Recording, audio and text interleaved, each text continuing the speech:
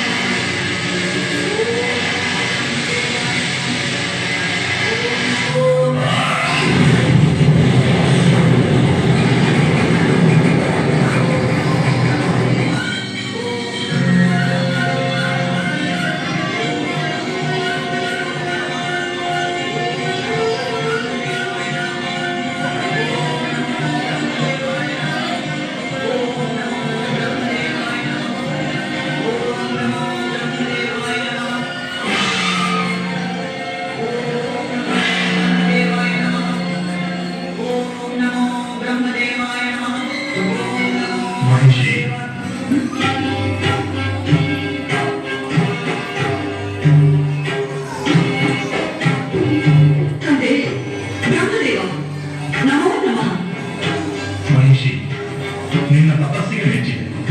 ಬೇಕಾದ ವರವನ್ನು ಕೇಳು. ಬ್ರಹ್ಮದೇವ, ನನಗೆ ಶಾದಿಲ್ಲದಂತೆ ಅನುಗ್ರಹಿಸು. ಮಹಿಷಿ, ಹುಟ್ಟು ಸಾವು ಬಾಳಿನ ಎರಡು ಮನೆಗಳು. ಅವು ಒಂದೊಂದು ಬಿಟ್ಟು ಒಂದು ಇರುವುದಿಲ್ಲ. ಹುಟ್ಟಿದ ಮೇಲೆ ಸಾಯಲೇಬೇಕು. ಇದನ್ನು ಬಿಟ್ಟು ಮತ್ತೇನನ್ನಾದರೂ ಕೇಳು. ಬೇರೆಯವರ ಕೇಳ್ತೇನೆ, ನೀನು ಇಲ್ಲ ಎನ್ನಬಾರದು. ಹಾಗೆಯೇ ಆಗಲಿ. ನೀನು ಸಾವಿನ ವರವನ್ನಂತೂ ಕೊಡಲಾರೆ. ಇಂಥವರಿಂದಲೇ ಸಾವು ಬರಬೇಕೆಂದು ಕೇಳಿದರೆ ಅದನ್ನಾದ್ರೂ ಕೊಡಬೇಕಾರೆ? ಖಂಡಿತ ಕೊಡುತ್ತೇನೆ.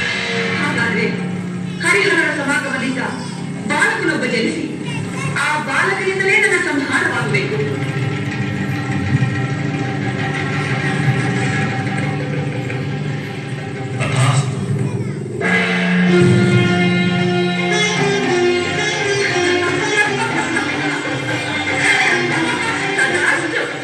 ಅಯ್ಯೋ ಬ್ರಹ್ಮದೇವ, ದಾನವರೆಂದರೆ ಬುದ್ಧಿಹೀನರೆಂದುಕೊಂಡೆಯ? ಹರಿಯೂ ಗಂಡು, ಹರನೂ ಗಂಡು. ಇವರಿಬ್ಬರ ಸಮಾಗಮದಿಂದ ಶಿಶುವಾಗುವುದೆಂದರೇನು? ಅದು ನನ್ನನ್ನು ಕೊಲ್ಲುವುದೆಂದರೇನು? ನನಗಿನ್ನ ಸಾವಿಲ್ಲ, ನನಗಿನ್ನ ಮಾವಿಲ್ಲ.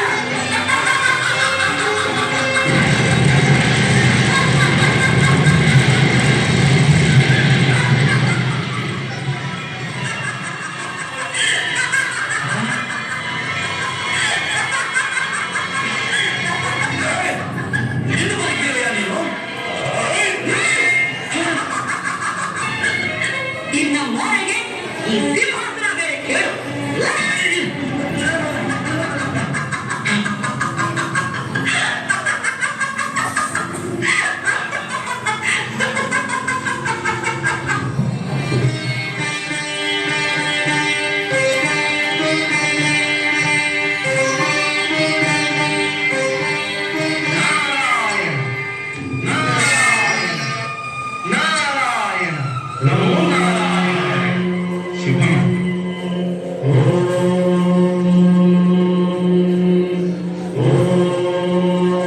ಮಹಿಷಿಯ ದ್ವೇಷದ ಜ್ವಾಲೆಗೆ ನೊಂದು ಹೋಗಿದ್ದೇನೆ. ನೆಮ್ಮದಿ ಕಾರಕ್ಕೆ ಅಲ್ಲಾಗಿದ್ದೇನೆ. ಈಗ ನಮ್ಮನ್ನು ರಕ್ಷಿಸುವವರು ಯಾರು? ಆ ಮಹಿಷಿಯನ್ನು ಸಂಹರಿಸುವವರು ಯಾರು? ಯಾರಿಂದ ಮರಣ ಬರಬೇಕೆಂದು ಅವಳೇ ಕೇಳಿಕೊಂಡಿದ್ದಾಳಲ್ಲ. ಹರಿಹರ ಸಮಾಗಮದಿಂದ ಆಗುವ ಮಗುವಿನಿಂದ ಮಹಿಷಿ ಸಾವು ಬಯಸಿತ್ತು. ಅದು ಅಸಾಧ್ಯವೆಂದು ತಾನೇ ಅವಳು ಇಂಥ ವರವನ್ನು ಕೇಳಿಕೊಂಡಿದ್ದು. ದೈವ ಸಂಕಲ್ಪಕ್ಕೆ ಯಾವುದೂ ಅಸಾಧ್ಯವಲ್ಲ.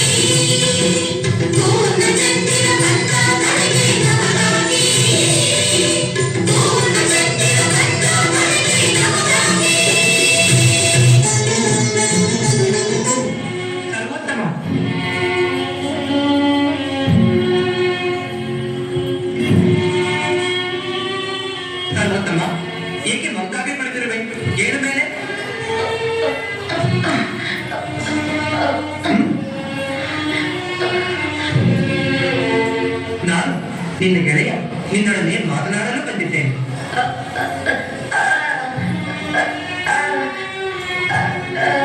ಚಿಂತಿಸಬೇಡ, ನಿನಗೆ ಆ ಭಗವಂತನ ಅನುಗ್ರಹವಾಗಿದೆ. ಈಗ ಹೇಳು ಓಂ.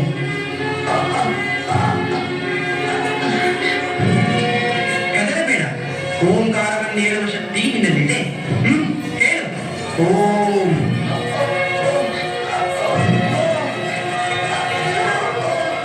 ಹೇಳು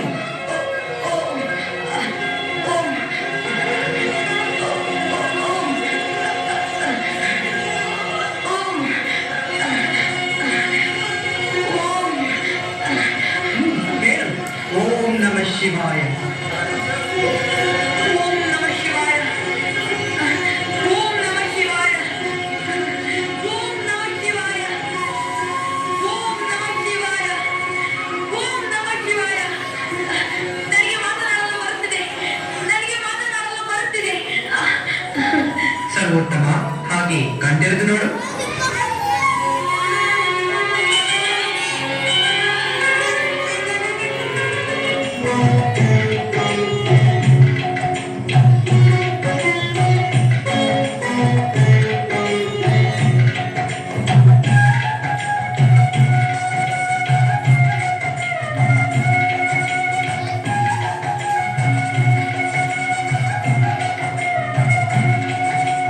ದೇವರೇ ನೀನು ನಿಜವಪ್ಪ, ಬಾಲಕನಾಗಿವೆ ಅಯ್ಯಪ್ಪ.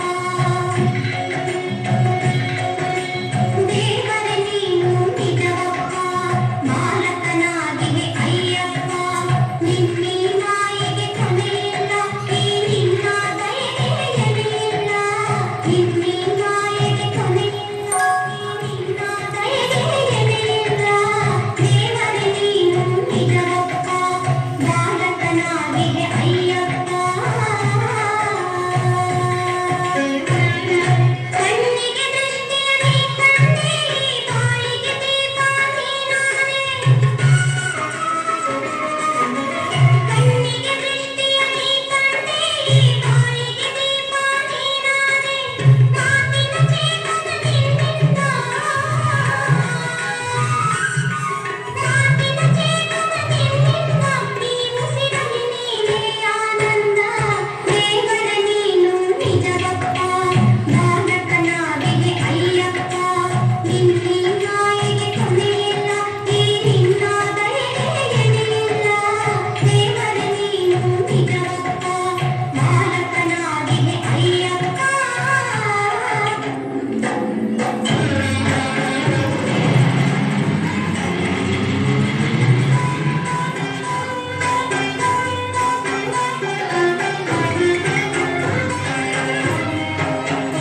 ನಾರಾಯಣ ನಾರಾಯಣ. ಪೂಜ್ಯರಿಗೆ ನಮಸ್ಕಾರ. ಮಣಿಕಂಠ, ಈ ಕ್ಷಣವೇ ನೀನು ದೇವಲೋಕಕ್ಕೆ ದಯಮಾಡಿಸಬೇಕು. ಏಕೆ? ಎಲ್ಲವನ್ನೂ ತಿಳಿದಿರುವ ಮಹಾಜ್ಞಾನಿ ನೀನು. ಆ ರಾಕ್ಷಸಿ ಮಹಿಷಿ ದೇವಲೋಕಕ್ಕೆ ನುಗ್ಗಿ ಅಮೃತಕ್ಕಾಗಿ ದೇವೇಂದ್ರನನ್ನು ನಾನಾ ರೀತಿ ಹಿಂಸಿಸುತ್ತಿದ್ದಾಳೆ. ನೀನು ಯಾವ ಕಾರಣಕ್ಕಾಗಿ ಜನ್ಮವೆತ್ತಿರುವೆಯೋ ಅದನ್ನು ಪೂರೈಸುವ ಸಮಯ ಬಂದಾಯಿತು. ಆ ಮನುಷ್ಯರು ಸಂಹರಿಸಿ ಈ ಮಹತ್ತರವಾದ ಲೋಕ ಕಲ್ಯಾಣ ಕಾರ್ಯವನ್ನು ಪೂರ್ಣಗೊಳಿಸು. ದೇವತೆಗಳಿಗೆ ಉಂಟಾಗಿರುವ ರಾಕ್ಷಸ ಭೀತಿಯನ್ನು ತಪ್ಪಿಸು. ನಾರಾಯಣ.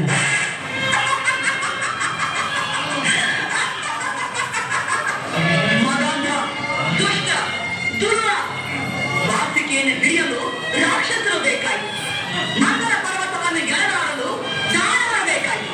ಕ್ಷೀರಸಾಗರವನ್ನು ಕರೆಯಲು ದೈತ್ಯರು ಬೇಕಾಯಿತು. ಅಮೃತ ಕುಡಿಯಲು ಮಾತ್ರ ನಾವು ಅರ್ಹರಲ್ಲವೋ? ನನಗೀಗ ಅಮೃತವನ್ನು ಕೊಟ್ಟರೆ ಸರಿ. ಇಲ್ಲದಿದ್ದರೆ ಈ ದೇವಲೋಕವನ್ನೇ ನಾಶ ಮಾಡಿಬಿಡುತ್ತೇನೆ. ನಿನ್ನ ಮೊದಲು ನಿನ್ನ ಪ್ರಾಣವನ್ನು ನಡೆಸಿಕೊ, ಆನಂತರ ದೇವಲೋಕದ ಮಾತನಾಡು. ಯಾರು ಮನೆಯಲ್ಲಿ ನಿಂತು ಈ ಮಹಿಷಿಯ ಪ್ರಾಣದ ವಿಷಯ ಮಾತನಾಡುತ್ತಿರುವುದು? ಧೈರ್ಯವಿದ್ದರೆ ಎದುರಿಗೆ ಬಾ.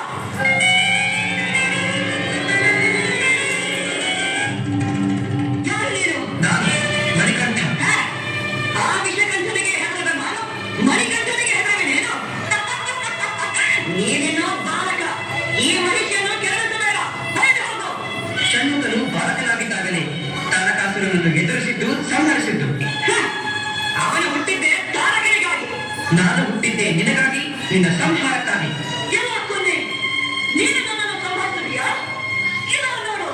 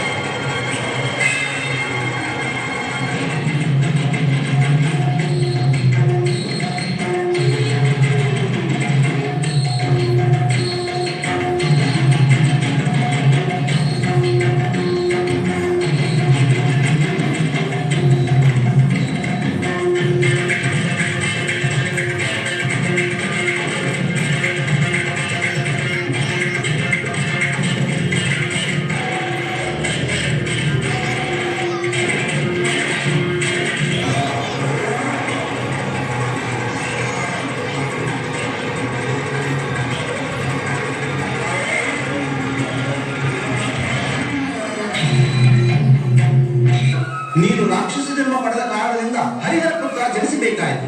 ಈ ಮಹಾಶಕ್ತಿಯ ಅವತಾರಕ್ಕೆ ಕಾರಣವೇ ನೀನು. ಈ ದೇವದೇವರ ದರ್ಶನದಿಂದ ನಿನ್ನ ಪಾಪಗಳೆಲ್ಲ ಬೆಂಕಿಗೆ ಸೋಕಿದ ಕರ್ಪೂರದ ಗಿರಿಯಂತೆ ಸುಟ್ಟು ಹೋದವು. ಹೌದು, ನೀನೀಗ ಪವಿತ್ರನಾದೆ. ಇನ್ನು ಮುಂದೆ ನನ್ನ ಸನ್ನಿಧಿಯಲ್ಲೇ ನೆಲೆಸಿ ಮಾಡಿಗೆ ಪುರತ್ತಮ್ಮ ಎಂಬ ಹೆಸರಿನಿಂದ ಸಿದ್ಧನಾಗು. ಭಕ್ತರ ಪೂಜಾ ಗೌರವಗಳನ್ನು ಸ್ವೀಕರಿಸಿ ಅವರ ಕಷ್ಟಗಳನ್ನು ಪರಿಹರಿಸಿ. ಕೃತಾರ್ಥನಾದೆ.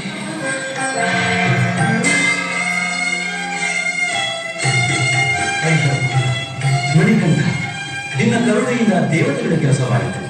ಹುಲಿಯನ್ನು ಹುಡುಕಿಕೊಂಡು ಬಂದ ನಿನ್ನ ಕೆಲಸ ಹಾಗೇ ಉಳಿದಿದೆ. ಈಗ ನಾನೇ ಹೆಣ್ಣು ಹುಲಿಯಾಗುತ್ತೇನೆ. ಅರಮನೆಗೆ ಕರೆದುಕೊಂಡು ಹೋಗು. ನನಗೂ ನಿನ್ನ ಸೇವಾ ಭಾಗ್ಯ ದೊರೆತಂತಾಗಲಿ. ನಾರಾಯಣ ನಾರಾಯಣ.